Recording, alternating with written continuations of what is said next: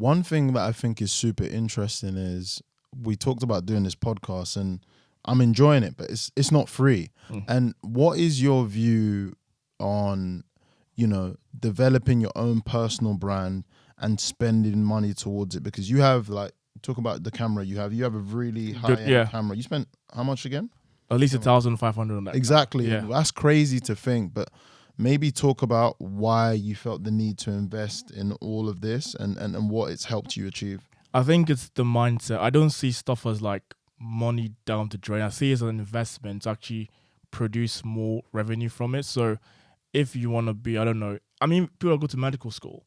That's a lot of upfront investment. You're going to invest at least 500K minimum, and then go get a job and hopefully pay that back. But it's thinking about what can I actually produce from what I'm spending. So don't have the mindset that, oh, this costs a lot, why should I do it? Is if you know how you want to get there. And to me, I just see this as a point in time where I spend this money 10 years down the line. Will I think about, spending whatever, how much this costs to record a podcast? Probably not. As well, also, it's crazy because in the past when we're applying for jobs and I told someone, hey, I'm going to pay this person to show me how to actually interview properly. People were like, why you spend Why you spend £100 to like someone like a tutor to teach you how to interview? Because I was like, you know what? When I'm earning whatever, would I remember like in my second year university, I paid £100 for someone to like teach me how to interview properly or answer questions properly? Probably not. But it's that kind of mindset that people have where what's the word? Is it short-sighted? They're very short-sighted. I don't think about the bigger goal. And like we've talked a lot, it's know where you want to go and think about how to get there. So if that means, obviously within reason, if that means spending X amount to achieve a skill that's going to pay off like 10 times in the long run, then that's the reason why you actually can't do it.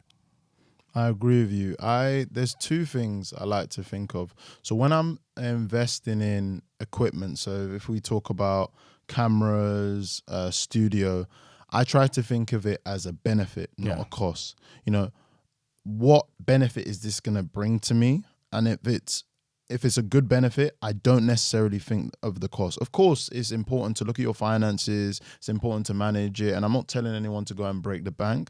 But if we think of what we're trying to achieve, we look at the current competition. We want to get a message out there. This is a form of marketing as well, because you are your brand. And not only are we talking on topics we're passionate about, we're in a process where we're putting ourselves in an uncomfortable situation. We're growing and we're also educating. And so even though it costs X amount, the goal or the benefit we're looking to achieve is a lot greater than that. So that's one of the things I go for. And then the second thing I like to think of is I have a wage that I think my time is worth. So I'll give you a hypothetical example.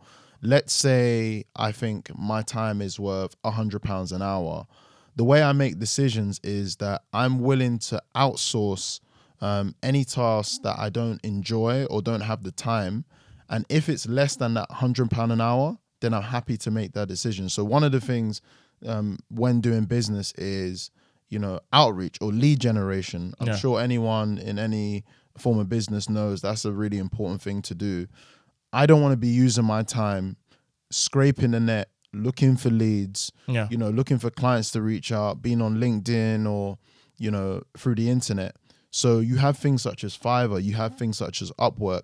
And if I'm willing to pay if a freelancer is less than that £100 an hour, and especially if you go on these platforms I mentioned, you can get some at really good rates because of the power of our currency.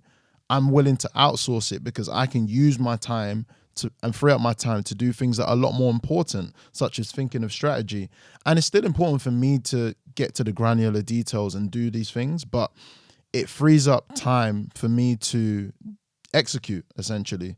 So that's a principle I use. And that's actually something I've actually struggled with. Actually, try not to be too hands-on with everything, which is a big problem with me. I try to do everything. So even with my YouTube stuff, like you mentioned, you get people to help you edit and stuff. For me, it's like, no, I want to do it myself because why not? But like you said, time is money. So if I think my time is worth X amount and someone could do it for cheaper, then why not do it? And I think Yeah, that's a very good point. It's something I've actually struggled with a lot, and I need to improve on that. Just because we're gonna get more busy, Yeah, like 100%. So the idea that you can do everything, like you can, I mean, the goal should be to make your day as efficient as possible, exactly. and you shouldn't just look at it from a monetary point of view. Is how quick are you getting tasks done? How good are those tasks? So Yeah. if I'm going to spend 5 hours doing something, and someone can spend an hour, but I need to pay them £60, then and that's £6 within my budget, then why not do it? Why not?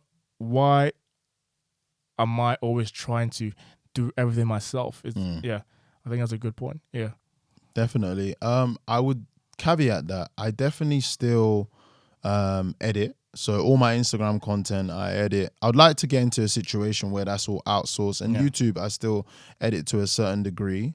But there's a Bible verse that really is prominent, which is redeem the time for the days are evil.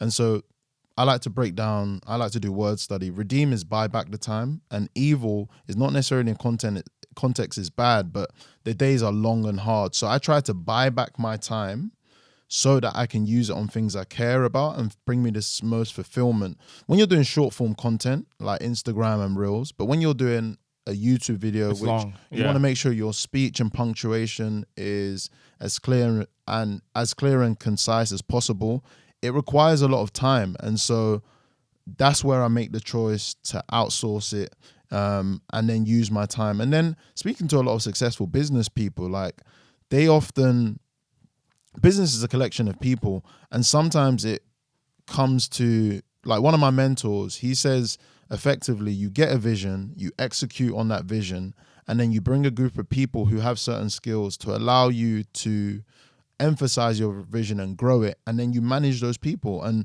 so sometimes you have to think as a CEO before you even get there. So you have to be okay with allocating work. You have to be okay with trusting people, Yeah. because you're looking to create a bigger business and you have this large goal, and you need to be able to put trust and be vulnerable and support other people and help other people support you. Yeah, I think having a network of people around you is extremely important because, like you said earlier, for your business, you wouldn't go to people that are risk averse just because you know what they're going to say and you don't think it's going to put you in the best space. So it sounds weird, but you need to have friends for everything. You need to have friends that you're willing to, go to the club with, friends that you're going to go to certain events with. And it's not a bad thing.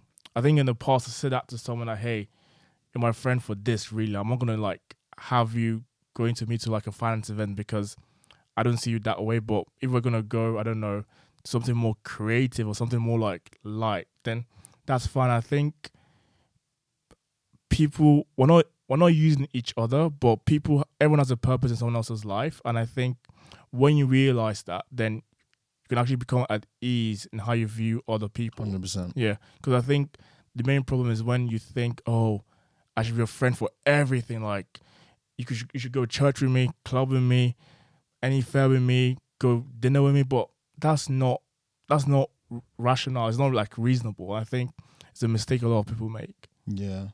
I think the way I viewed it is being selfish sometimes is for the greater good. And what I mean by that is, even from a relationship context, taking a step back and not spreading yourself thin and really focusing, how can I be the best Solomon possible? You're actually more beneficial for everyone else.